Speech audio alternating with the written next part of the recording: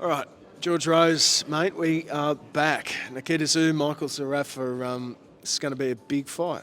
Big fight, biggest fight that you can make in Australian boxing right now. It's the most entertaining and the highest quality fight that you can put together.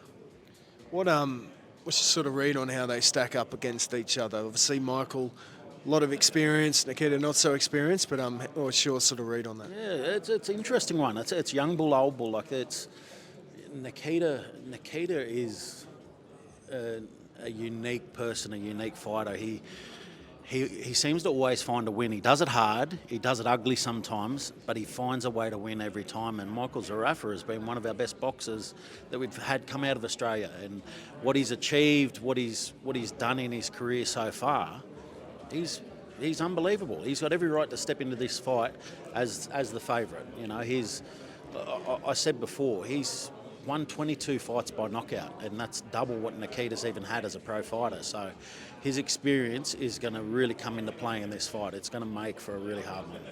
Obviously, a lot of investment from you guys into Nikita Tszyu. It could be too early for Nikita. Any sort of second thoughts there? Yeah, well, look, when you're at this stage of your career where he's beat 7 undefeated opponents. He's took the 0 from 7 undefeated opponents. Where, you've got to keep stepping up, and when he keeps beating the guys he's beating, you've got to keep stepping up again. And where it's at now it's a huge risk. It's a huge risk, but you've got to do it if you want to keep climbing. And Nikita Tszyu wants to keep climbing. He wants to be recognised on a world stage. Michael Zerafa, he wants another world title shot. He wants to work back towards that. And so fighting a world ranked guy who they're both world ranked. This is not only massive for Australian boxing, but there's global impact that it has as well. I remember in Newcastle about 4 years ago, you said some comments that Michael Zerafa will never fight on a no-limit show ever again. How do you sort of reflect on that statement now? No, I was filthy. I was absolutely filthy, and I had every right to be filthy at the time.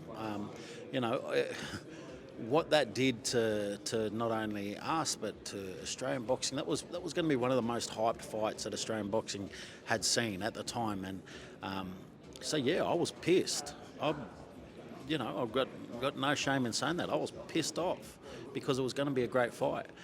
We managed to save the event, we managed to put the show on, and we managed to go on to great things off the back of it. Tszyu went on to become a world champion. But that moment, I was pissed off with how that all happened. And we have come full circle. We've worked with Michael on a few shows now, and now we're at a point where Tszyu Zerafa is happening. It's not the original Tszyu Zerafa, but it's the best Tszyu Zerafa fight that we're going to get right now. It's a hell of a fight, and the timing, I think, for both of them is perfect. The timing for both of them to want to go on to bigger and better things, it's a fight that suits both of them. Who's got more at stake in this fight? A loss for Michael could spell the end of his career, or a loss for Nikita, he could be the black sheep of the Tszyu family. What's your read? Nah, look, it's big for both of them because obviously the winner goes on to bigger and better. I mean, missing out in boxing, you work your whole life, you fight your whole life to get to a point where you earn paydays that you would not have seen early on in your career. When you're winning, it continues to grow. So the impact for both of them, financially and as far as opportunities go, the winner will reap a lot from it. So that's the risk for both of them, is that what sits on the other side of a win is big step-ups. What about venues? What sort of locations are you guys looking at? We're talking to a few at the moment. There will be a major Australian city, but a fight of this calibre, like we haven't seen a domestic matchup like this since Hearn. So a fight like this needs to take place at a big Australian city, and there's a few that we are talking to at the moment that we're hoping to finalise as quick as possible. As soon as we do finalise it, we'll be announcing straight away. As soon as we sign on the dotted line, we'll announce it straight away because we want everybody to get the chance to be there and be a part of it. Brisbane was pretty good. Brisbane was great. Gold Coast is always good. Townsville was the location for Tszyu Hearn, the last big domestic matchup. Melbourne's always good. They're a great sporting city. Adelaide is very interested. Perth is a long way away, but it's also, again, a very good combat sports city. So, and then Sydney here, of course, is, the biggest city in the country. So there's choices to make. Even Newcastle is still, it's not off the radar because what we've been able to do there in previous years, it's a great venue. So I really want to lock something away sooner rather than later. So we're really down the track with locking away a venue. I'll give you the exclusive on that one. What about Tszyu? Massive changes in his career the past month or so. What's been your reaction to his new team? And there was some dates floated around for a potential return as well. He's keen to get back in the ring as soon as possible. He's loving what he's doing at the moment. He's back in full camp and full training. So I'm really, really excited and interested to see what comes off the back of it.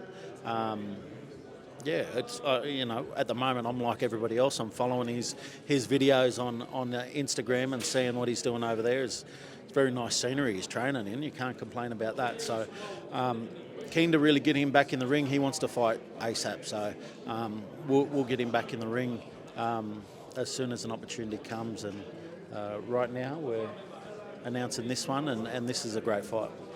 December 17th was a date I saw in an article by Nick Walshaw.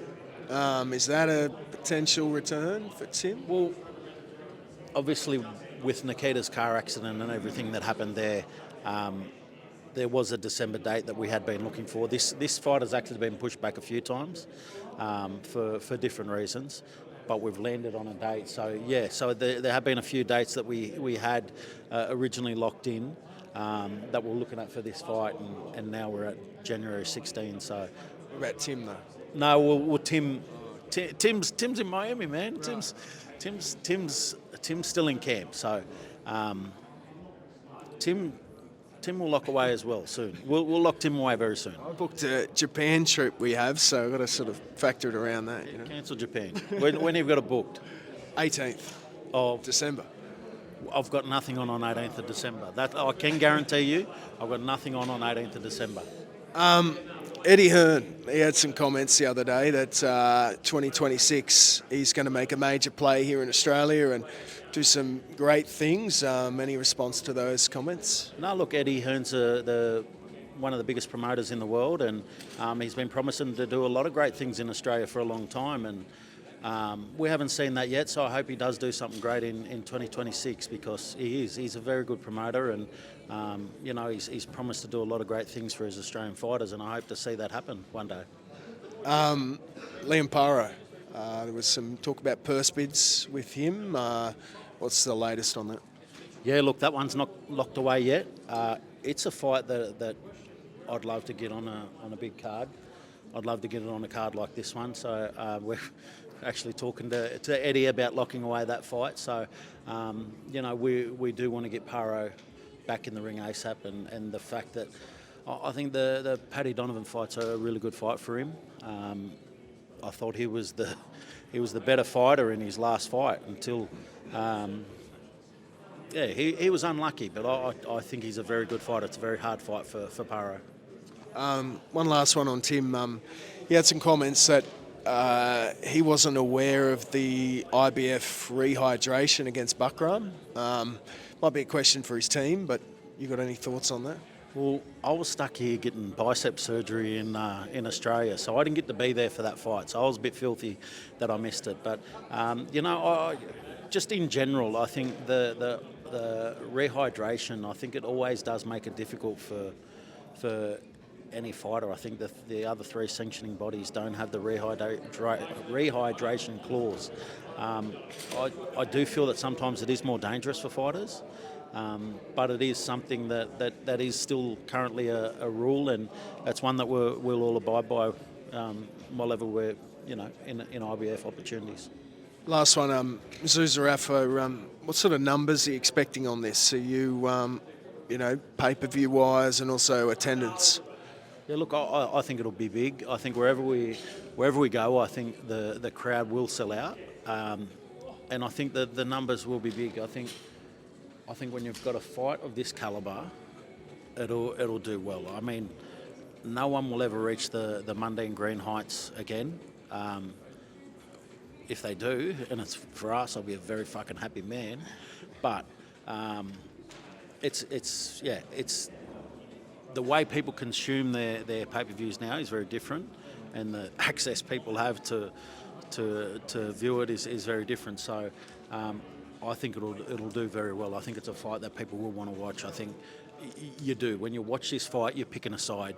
You're either Zerafa or you're Tszyu, and people want to see what happens. People want to see a loser both ways, but they also want to see a winner both ways. Last one, Ash. Ash has a question she wants to ask you. Are you going to do the documentary soon? With us? Well, let's do it now. You've got the camera. No, this is full blown TV doco, George. No, we got to get the proper camera then. All right. You know what? You just got to rock up with a camera one day and just do it. Follow you around. Yeah. Righto, George. Thanks so much, mate. I will do it eventually. When are you cutting it up? When are you finishing? Got to be done by the middle of November. So yeah, fuck. Next couple of weeks. Actually, you know which documentary he will do? The NRL's greatest players at the Melbourne Storm. He'll do it then. There we go. Thanks so much, George. Appreciate it.